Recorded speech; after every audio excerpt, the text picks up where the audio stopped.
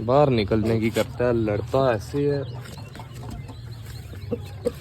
माशाल्लाह। ये मादी है उसके साथ। ये हमारा पाकिस्तानी ब्रीड का मुर्गा है।